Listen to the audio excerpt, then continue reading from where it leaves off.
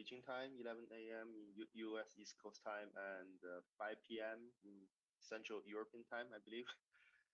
So this is our ninth meeting of our SIGCOMM Paper Reading Group, and I'm the organizer, Qiang from Xiamen University, China. So in this week, we will together try to study another SIGCOMM paper from SIGCOMM 24, and this time we will focus on RDMA NICs. So to be more specific, we will focus on how to design a fast, scalable, and accurate read limiter on RDMA NICs. So this is a work from the Hong Kong University of Science and Technology, and we are honored to have invited Zilong Wang, the first author of this paper, as our guest of honor. And in my previous advertisement, I said that Zilong was a PhD student, but actually he just defended last month, and now he's a researcher at Huawei Technology. And also for today's presenter, we will have Dr. Qiang Su, who is currently a research associate in Hong Kong. I believe it's CTU or City University or Chinese University. The Chinese University of Hong Kong. Yeah. Okay. CUHK. Okay. Yeah. Sorry. I mixed up these two. So. Okay, so Qiang will be the presenter for this paper. So as usual, we will have Qiang to first present this paper in about maybe 25 or 30 minutes. And after that, we will have Qiang and Zilong and me as a mediator so that we can discuss about the paper.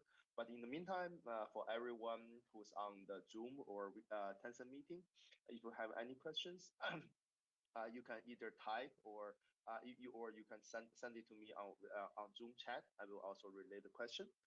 So this is just a very brief introduction. So now I will give the floor to Qiang. So Qiang, you can start to share your screen and make the presentation.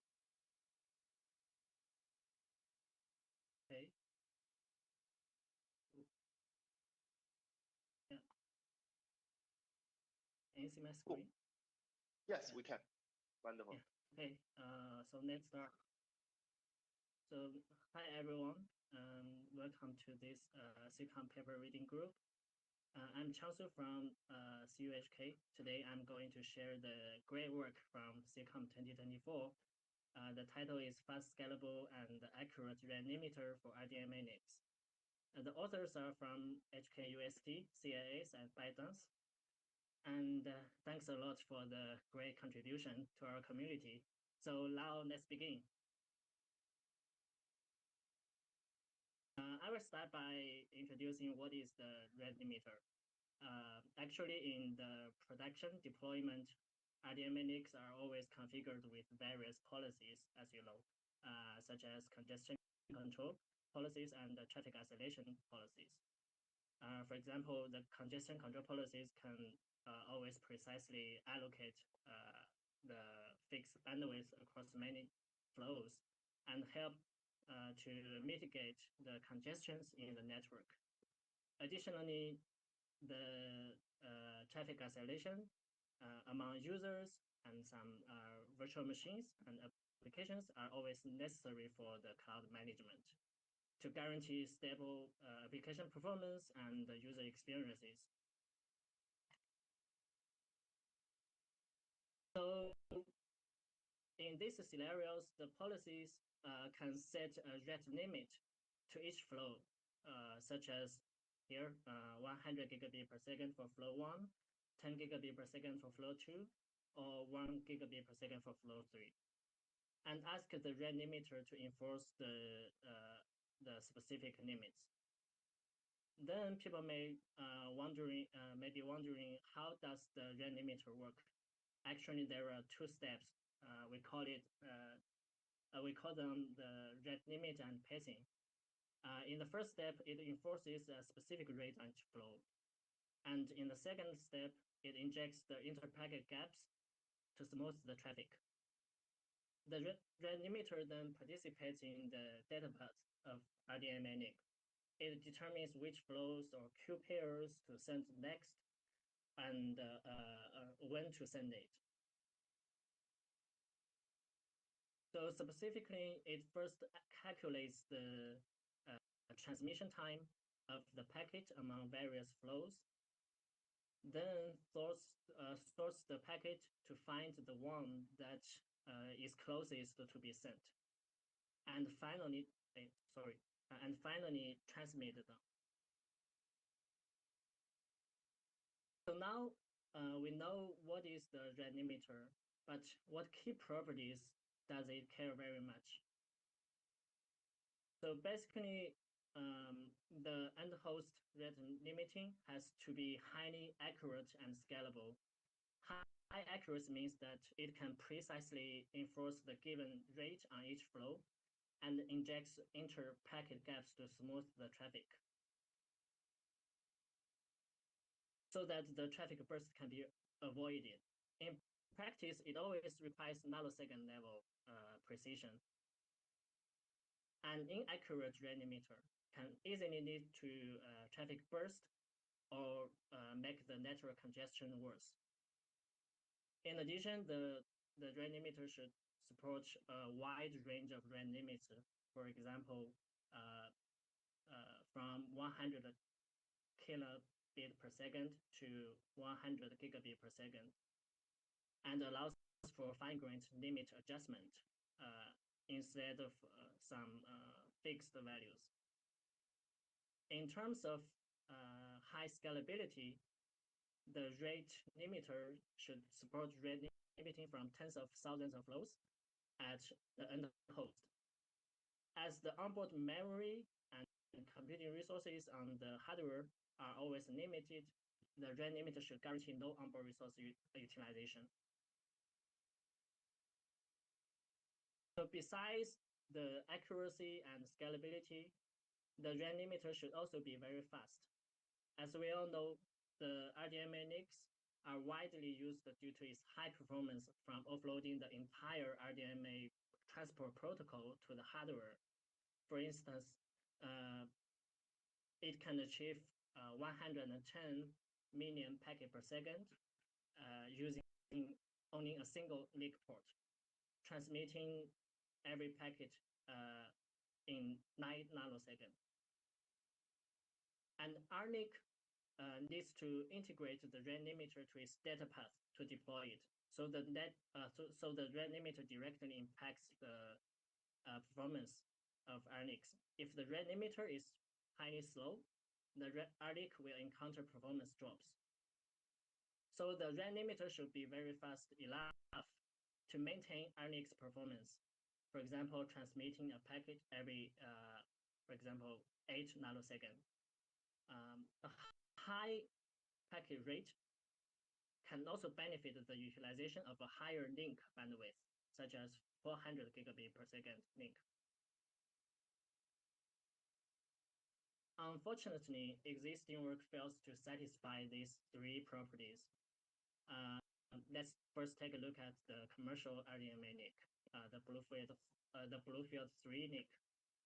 The authors conduct an experiment on two Bluefield 3 NICs that are collected directly and relies on the programmable congestion control, aka PCC, technique to configure the rate limiting. As shown in this figure, the Bluefield 3 NIC encounters performance anomaly when enabling rate limiting. We can observe up to 32.3% throughput drop for more than 10,000 flows. This result emphasizes the importance of high-performance rate limiter. There are also many related research work. Actually, SANIC and PIO is the most relevant ones. SANIC and PIO design a scalable and accurate rate limiter for end-host NICs. However, they are not fast enough. To explore their performance, the authors measure the throughput at different packet sizes when supporting 16,000 flows. As shown in Figure A, SANIC and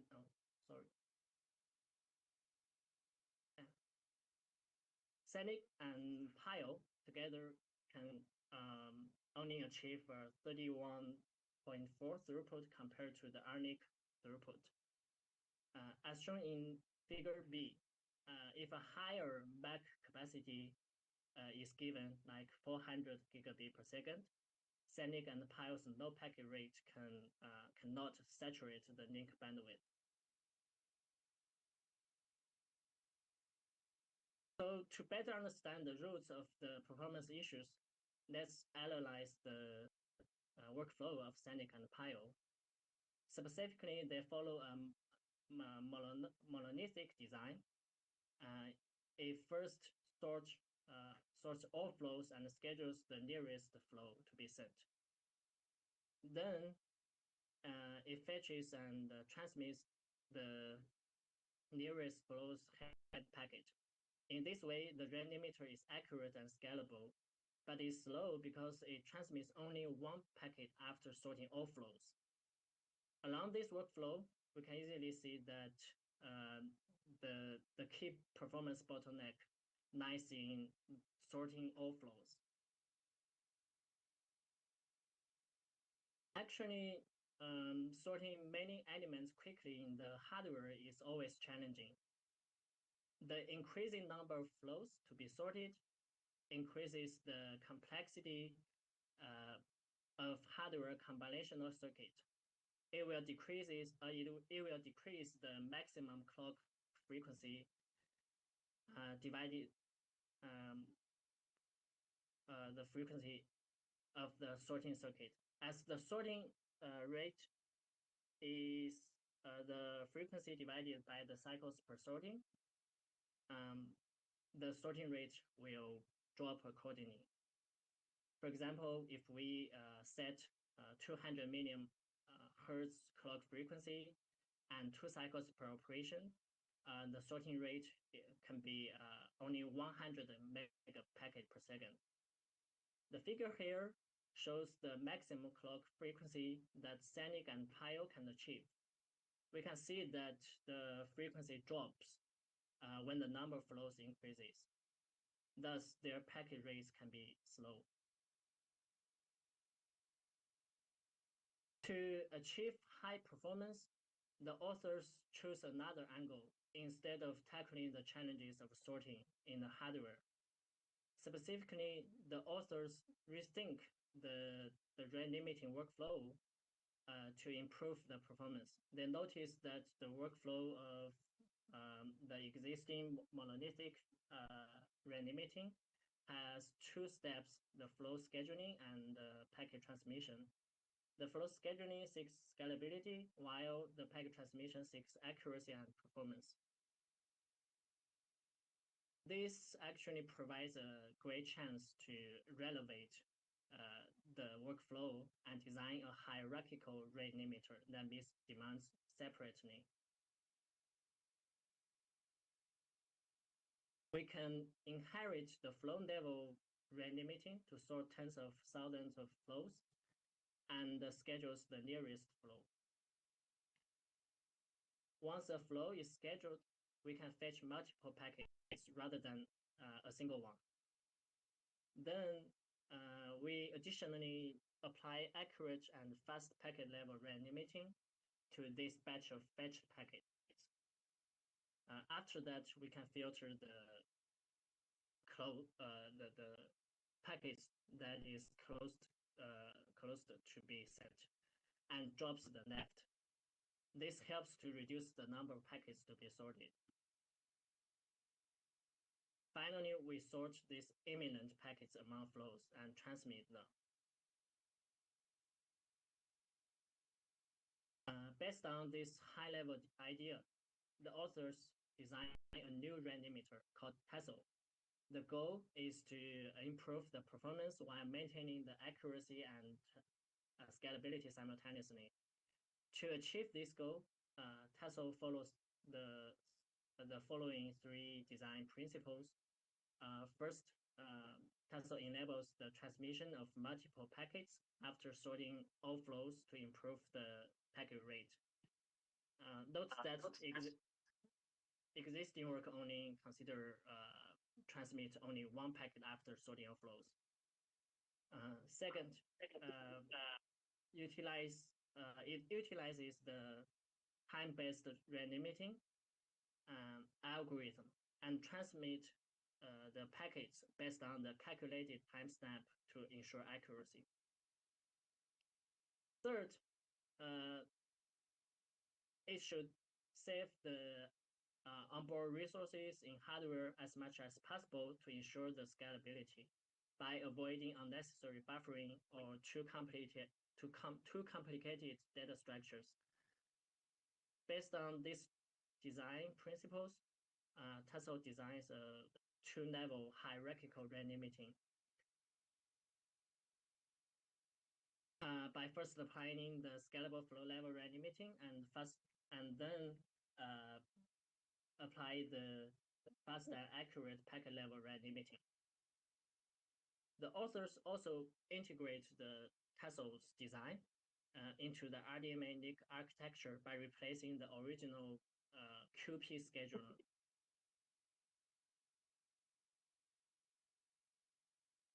As shown in this figure, Tassel's hierarchical design consists of flow scheduler and packet scheduler. The first step is sorting flows. The flow scheduler sorts tens of thousands of flows by the head packet transmission time.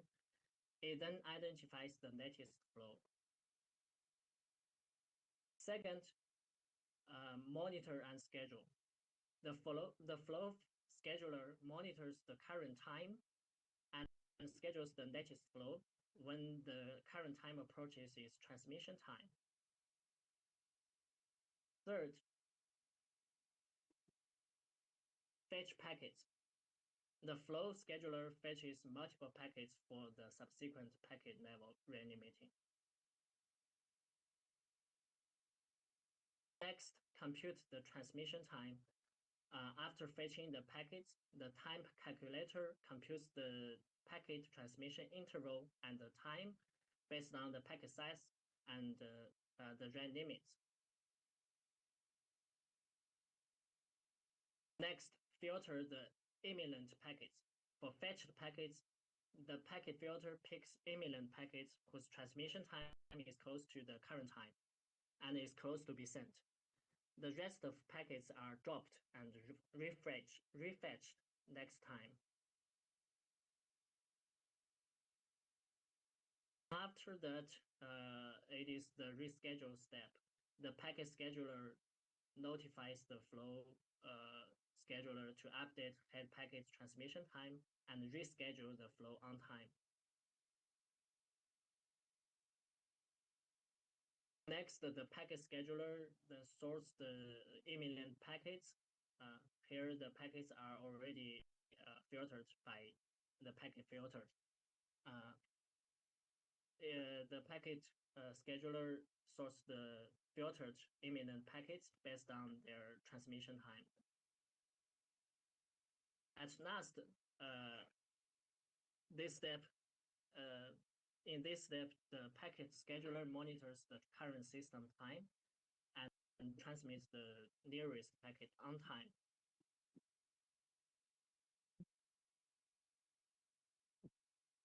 Okay, now we have the high-level design of Tassel. Now let's discuss how to integrate Tassel into RDMA NICs architecture. The figure here shows a typical RNIC architecture consisting of 4 parts. The QP scheduler schedules the Q pairs of flows. The DMA engine fetches the working queue element, aka WUKI, and data from host. The transport module implements the RDMA transport protocol and generates the packet headers when the packet arrives. The basic NIC sends and receives packets from the network via the MAC interface. The authors integrate Tassel into RDMA NIC by replacing the original QP scheduler with the hierarchical rate limiter. There are 6 submodules. The Emacs gathers all scheduling related events like doorbells and maintains a list of active QPs. The QP scheduler uses the timeline module to sort the QPs and relies on the timer to monitor and schedule the scheduled QP and then fetches the working queue elements and stores the wookie in the wookie buffer. The packet scheduler processes the fetched wookies, calculates the transmission time for the packets in this wookie, filters the imminent packets, and sorts them with the timeline module. At last, the timer notifies the packet scheduler to consume wookie and transmit packets on time.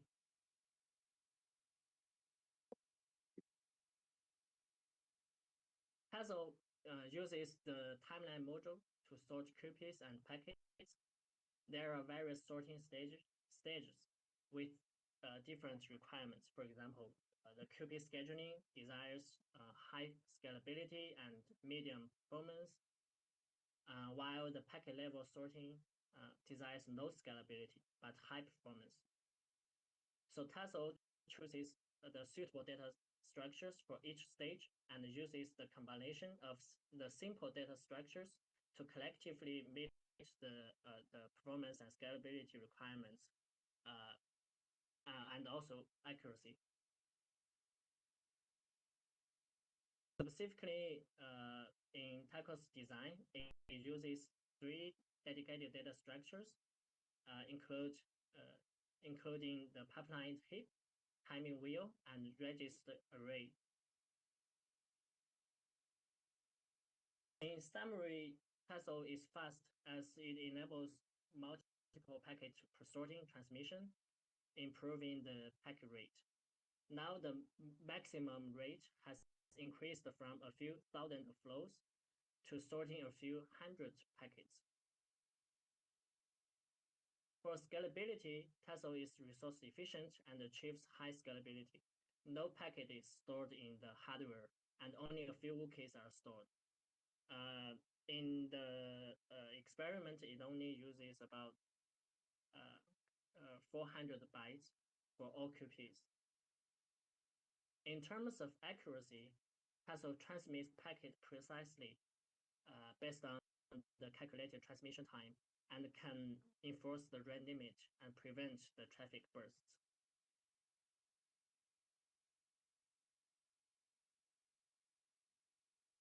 Now let's discuss the implementation. The authors implement the prototype using the commodity Intel FPGA running at a clock frequency of 250 megahertz. The prototype supports 16,000 QPs. The table here shows the onboard resource consumption. As you can see, it only consumes 34.2K adaptive logic modules, 10.1 registers, and only 46 block RAMs.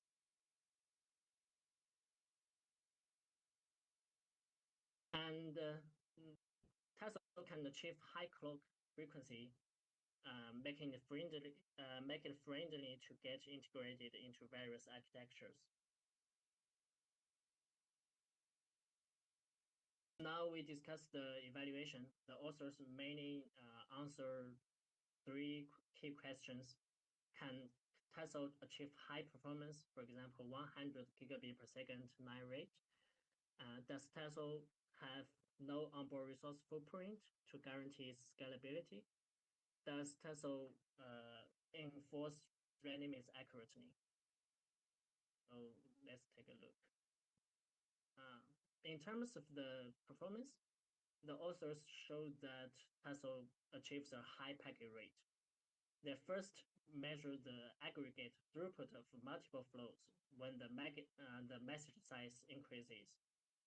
As shown in figure A, Tasso can saturate 100 gigabit per second link bandwidth with 128 byte message size, achieving 125 megapacket per second, and also supporting several thousand flows, which is 3.6 times higher than SENIC and PIO. The authors also measure the maximum clock frequency that the rate limiter can achieve when changing the number of supporting flows. As shown in figure B, Tasso achieves high clock frequency and shows a slower decline in frequency as the number of flows increases. They also compare Tasso against the commercial Bluefield 3 SmartNIC in terms of the aggregate throughput when increasing the number of QPs. As shown in figure C, Tasso consistently achieves line rate without performance anomaly, the green line here. In terms of scalability, we can see that Tasso is actually very scalable. As shown in the figures, Tasso shows very slow resource usage, even when supporting 16,000 flows.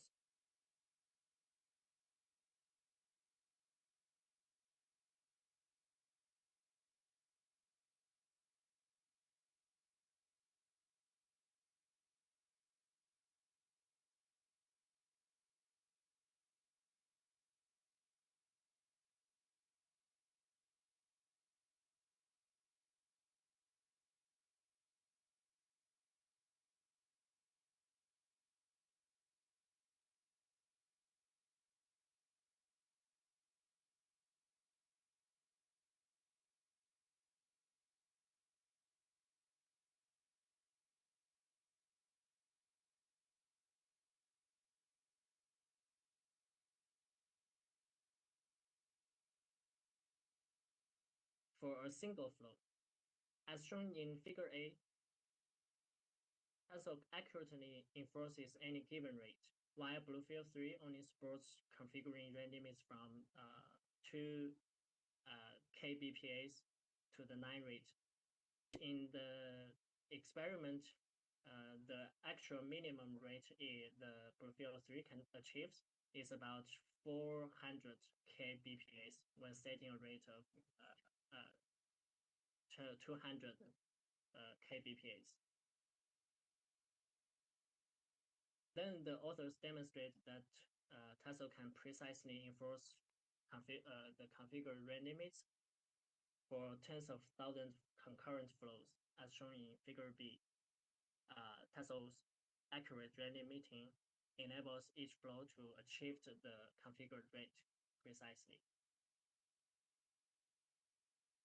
When the aggregate rate exceeds the link rate, Tasso can proportionally adjust the flow rate. As shown in figure C compared to figure B, when the aggregate rate is only 200 gigabit per second, the rate achieved by each flow is just half of the configured rate limit. So to recap this work, the authors design and implement a new rate limiter called Tasso for RDMA NICs that achieves high performance, accuracy, and scalability simultaneously. Tasso chooses a hierarchical rate limiting mechanism, which combines a scalable flow level rate limiting and a fast and accurate packet level rate limiting, thereby meeting all the three design goals systematically. With Tasso, RDMA NICs can precisely allocate bandwidth resources at the end host so that it can effectively support the congestion control policies and bandwidth isolation policies. So, okay, that is all of my sharing. Thanks for listening. And we are very happy to have the author Zilong here to discuss this work. So, yeah, so let's move to the discussion part. Okay, yeah, thanks, Qiang. It's a great presentation. I certainly enjoyed it. I hope the audience enjoyed it too. So if people have any questions, you can either just speak up or raise your hand, or if you're a little bit shy or you're thinking about what words to say, you can also just type it in the chat, and I will relay the question to Zilong. Okay, so but before that, let me kick off the discussion with maybe with a very hey, I don't have to kick off the discussion. I think we already have a question from Yijun. So here the question is, why do we need packet level pacing here? Would it not be enough to pace bundles of packets similar to how TCP pacing doesn't pace individual packets but pace skips which contain multiple packets each? So I guess the question goes to Zilong. Oh, let me think. Like in modern high-speed networks, like with 100 gigabps or beyond, congestion control is very important. Like in distribution, if we use the TCP, like if we use the approaches like the TCP to send a batch of packets in a long rate, it will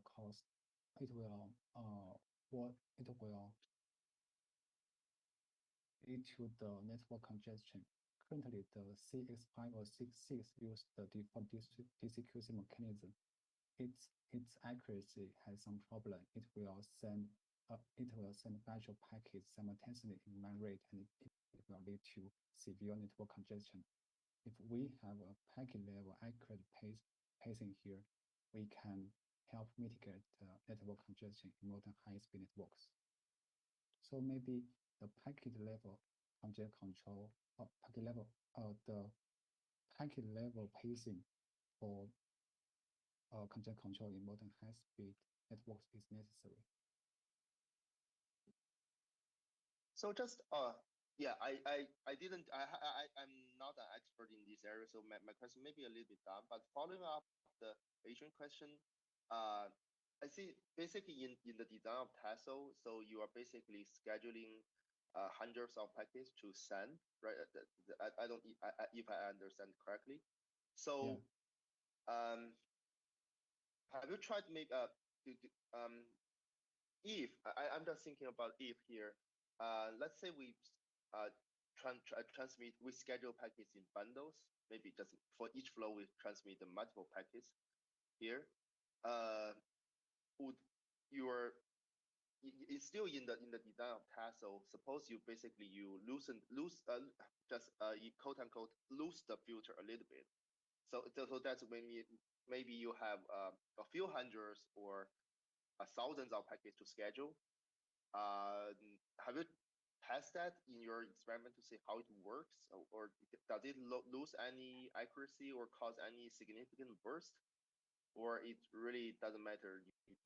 You just in either hundreds or thousands, that doesn't really make no difference. Let me think.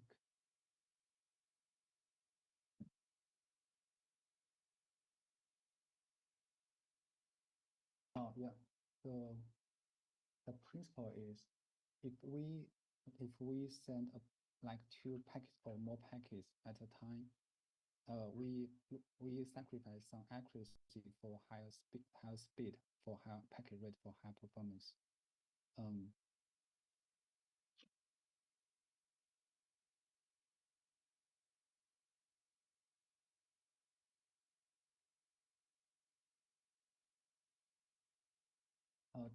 Following the workflow, we first schedule tens of thousands of flows and then filter hundreds of packets.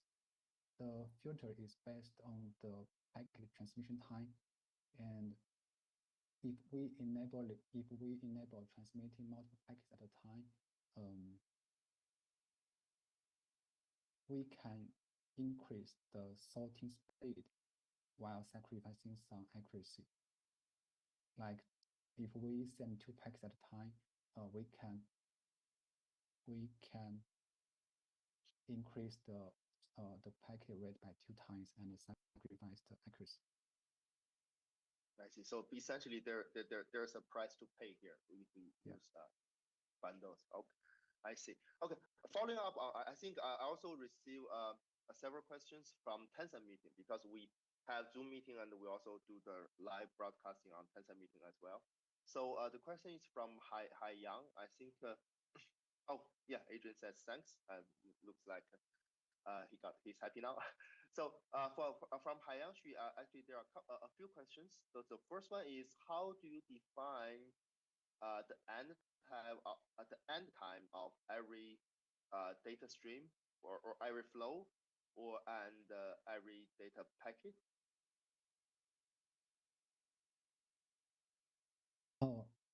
Yeah, after we fetch the bookie for each flow, we can know the flow size and then the packet size for each packet. We can then calculate the transmission time and the transmission interval based on the rate limit and the packet size. And after we schedule flow, we fetch multiple packets and we filter the packet that are imminent to be sent. We based on the scheduling latency and the packet transmission interval. Like if a packet is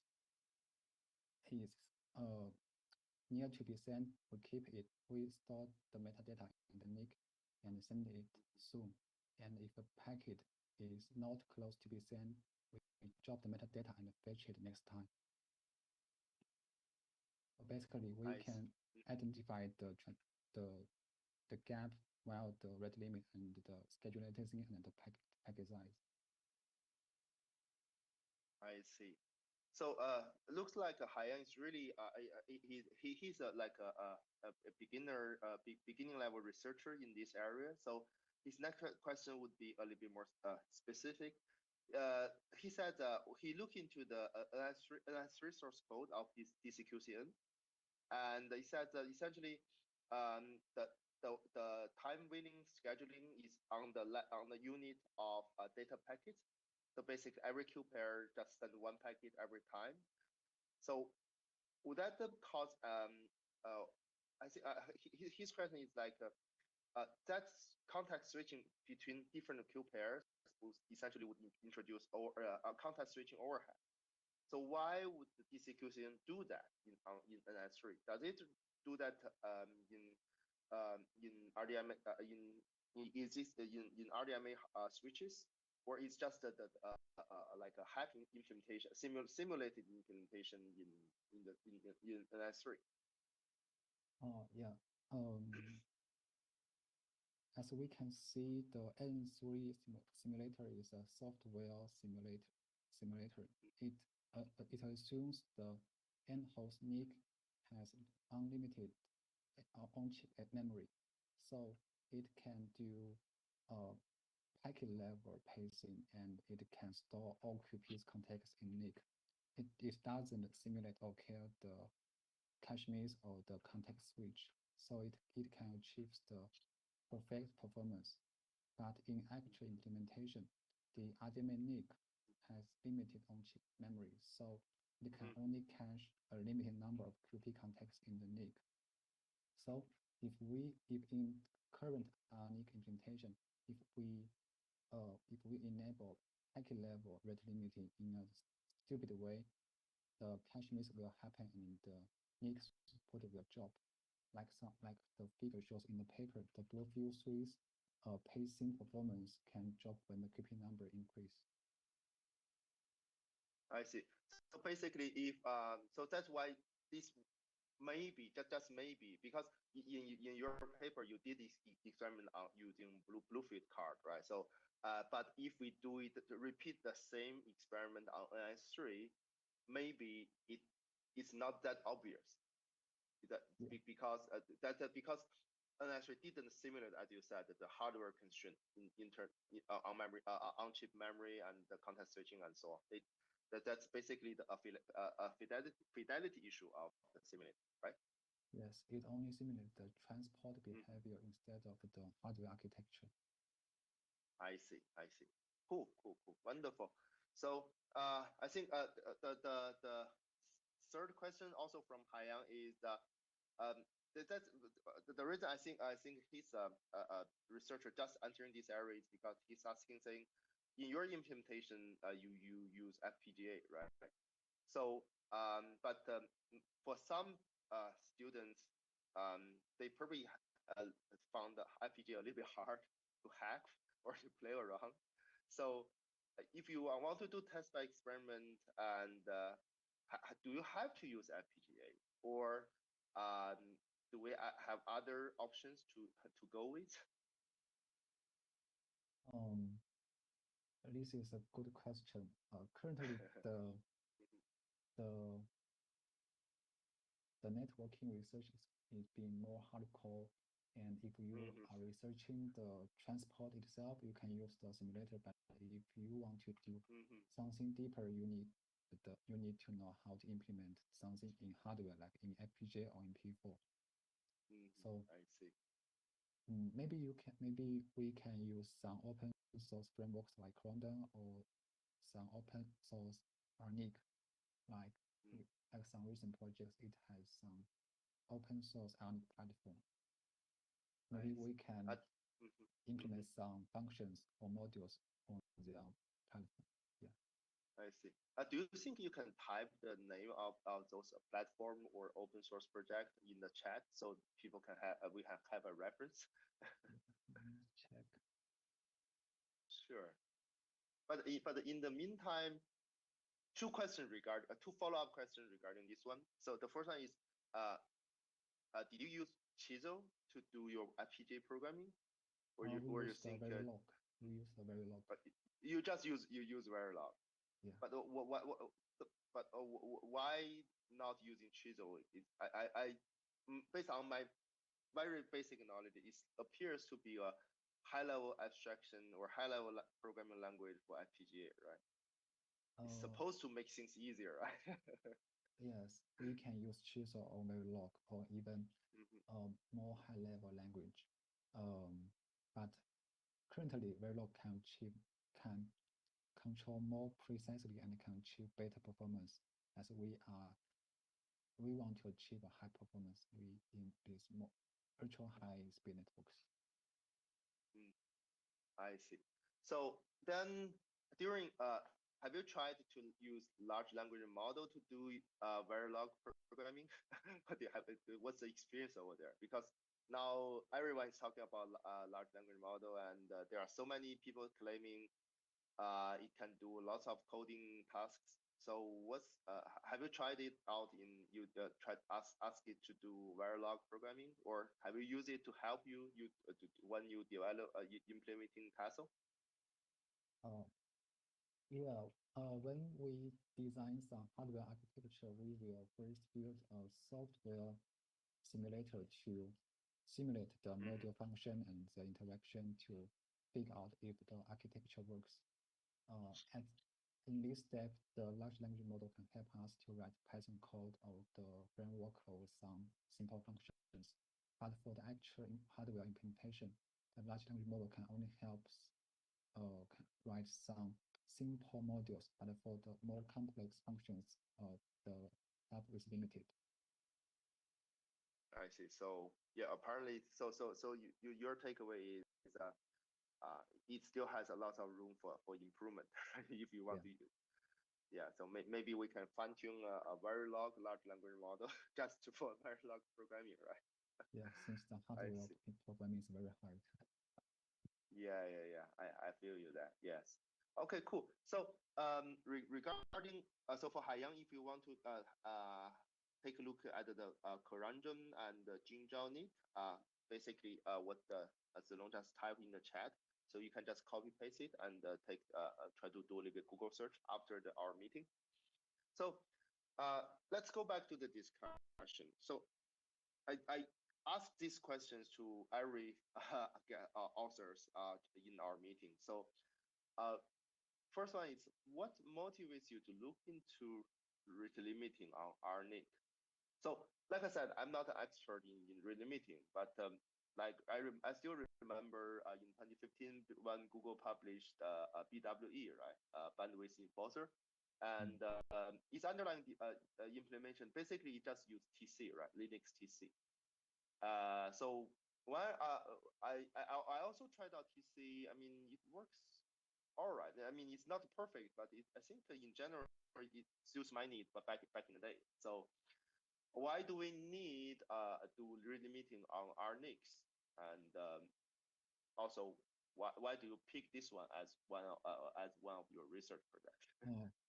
At the beginning, is related to a paper like HPCC, Alibaba's paper in I 2019. remember that. Yeah. Yeah. It has an FPGA implementation for their HPCC design, and in the implementation part, they mentioned that the rate limiting algorithm is hard. They mentioned that the window-based algorithm is hard to implement in hardware, and made also the rate limiting algorithm. And when we design the SINIC, we also need to design a CC algorithm. Then we find that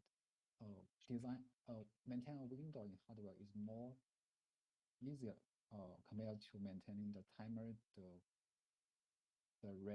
pacing algorithm. So we find that DCTSP is more easier to implement than DCQCM, and then so we choose the DCTSP as our default CC for our RNIC. Then we want to know why rate limiting is hard to implement in hardware, and then we start this project. Okay, cool. So yes, so have you tried? So is it like when you read a paper in HPCC, it raises this question, and then you think, hey, why don't we try it out by ourselves? And then that's how basically how the origin story of Tesla, right? Yeah, we want to know the workflow of the whole things and what's the performance bottleneck or what's the problem. I see. So what's the most challenging part when you work on Tesla? What's like the fundamental challenge or the major roadblock you have to tackle? And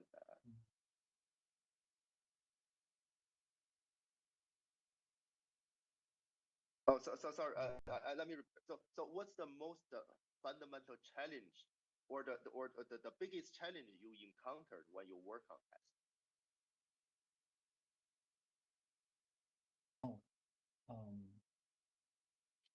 Maybe is to figure out what algorithm can actually implemented in the RNIC. Like at the beginning, we think pile our related work is perfect. It can support like tens of thousands of laws, and it can do accurate rate limiting, and it also supports a programmable scheduling algorithm.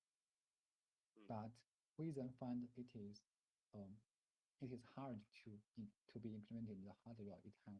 Its design is too complicated, and its maximum clock frequency achievable is very low, like 100 million hertz, which decreases the packet rate. So we want to find a simple and efficient design that can implement fast and accurate rate limiting. So basically, if I try to abstract your answer, is essentially there are constraints to hardware constraints and the architecture constraints to choose which algorithm or which data structure to use. Yes. And that's why I remember seeing one slide talking about for different component you pick the different data structure implement, even if they perform similar jobs, but you have to use different data structure, right? Yes. Okay, so then what's the limitation or potential drawback of test?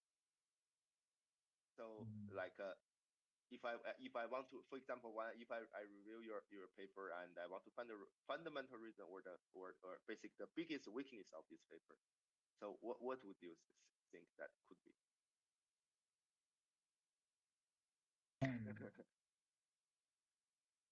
Yeah, in our work, we first assume we need to achieve the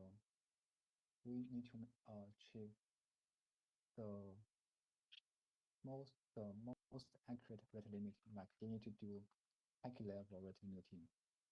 But actually, in some cases, we can sacrifice some accuracy to achieve virtual high performance. For example, we can send 2 packets at a time, and then we can increase the packet rate. Currently, as we are research work, so we first assume we need to ensure the maximum accuracy, and then to ensure the scalability and the performance. But in actual implementation, the actual deployment, maybe we can sacrifice some accuracy. So go ahead. Sorry. I interrupted you. Go ahead. So maybe the trade-off between accuracy, scalability, and performance maybe need some further research.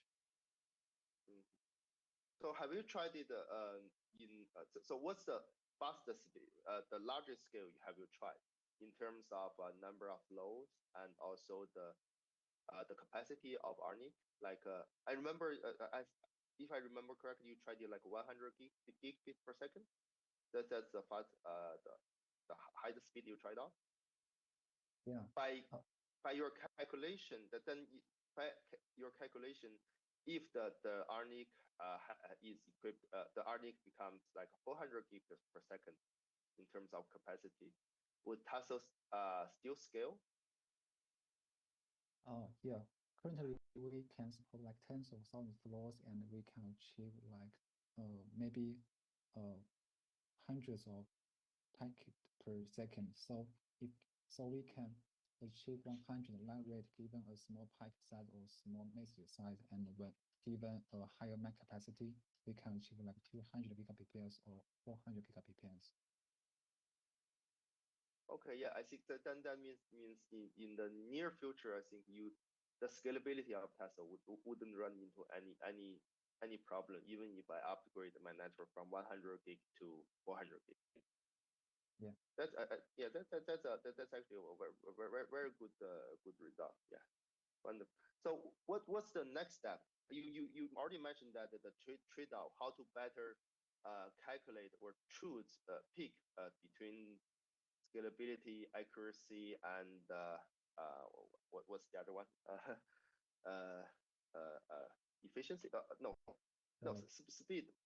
Accuracy, performance, and scalability. Yeah, right. Accuracy, performance, scalability.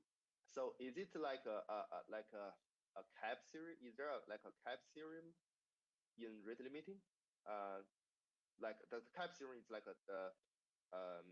in the database community, right? You can only pick between a performance, availability, and consistency. You can only pick 2 out of 3.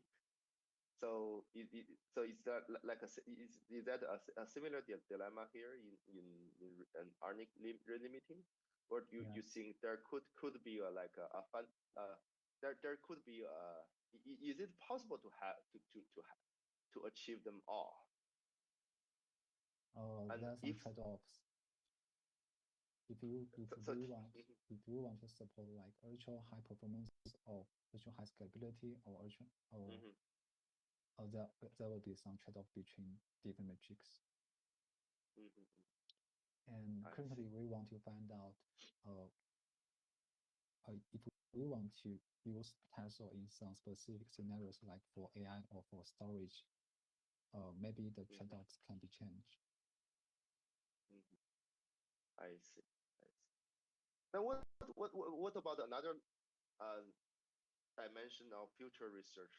For example, in rate limiting, really you have to consider the arrival of different flows and the arrival of their packets as input of your rate limiter, right? Because the packet and flows come from the network stack and further from the application, right? Yes. And for applications, it has its own scheduler.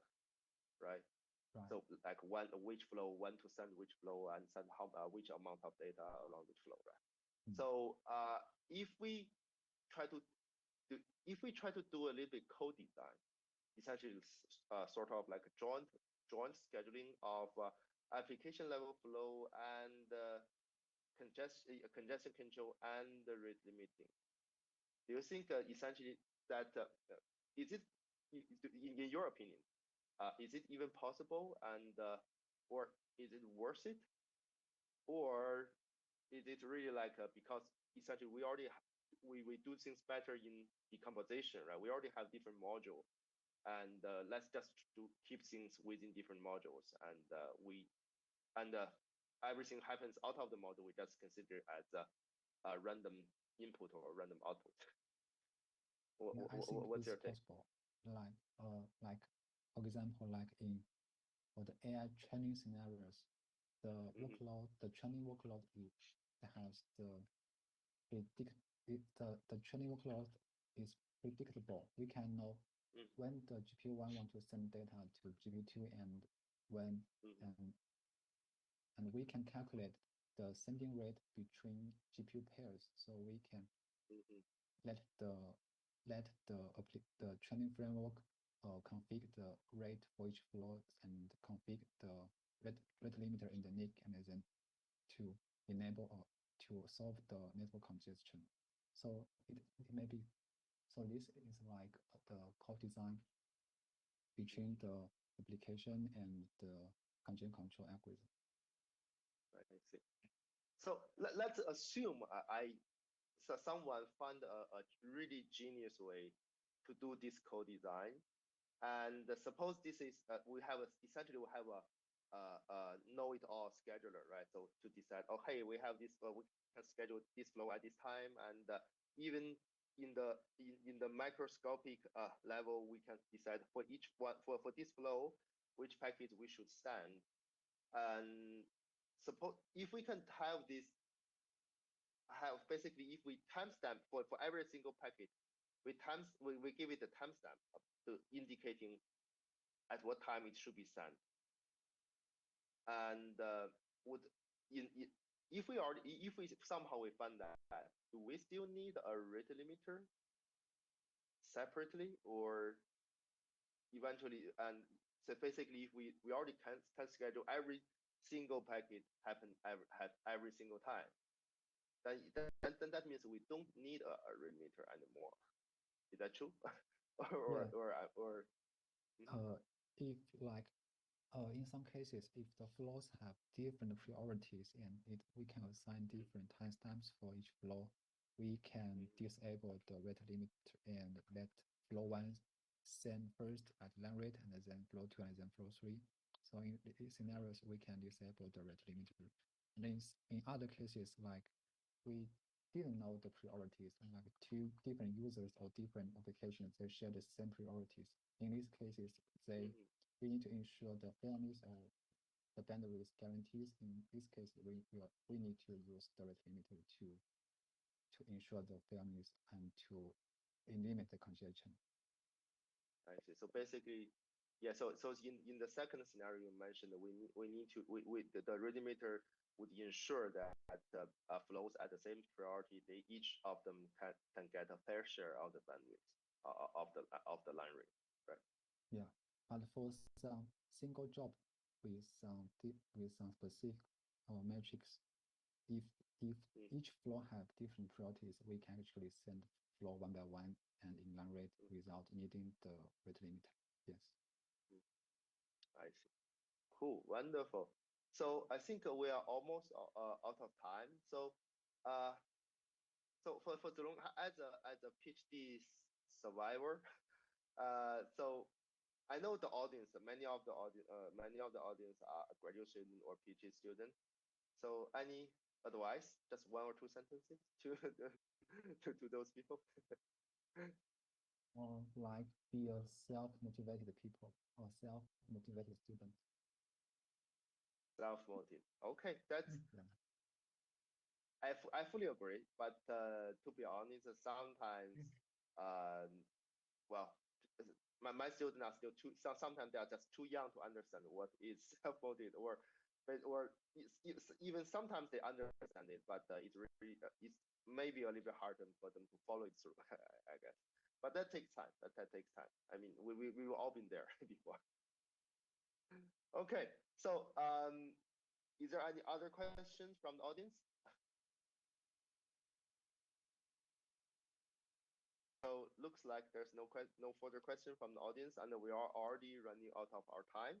So let's thank Qiang and Zilong again for staying up so late to join our meeting. I think it's a very cool paper, and the presentation is wonderful. The discussion certainly give me a lot of to think about. And for example, the large language model for Verilog programming. That I don't know. Maybe I think I probably even skim through some archive paper talking about that. But yeah, I haven't tried it myself. But I may be teaching FPGA programming in the coming academic year. But so we'll see about that. See whether we can use that to help the students. It's gonna be fun. Okay, so I think here we can end our paper reading meeting here. And so in the next, after 2 weeks, we will meet again, and we will start together. We'll study another paper talking, a measurement paper talking about the internet in Venezuela over the past 10 years. It's also another paper from SIGCOMM 24. So, all right, so let's stop here. And for everyone who joined the meeting, have a good day, good night, and good afternoon. Thank you.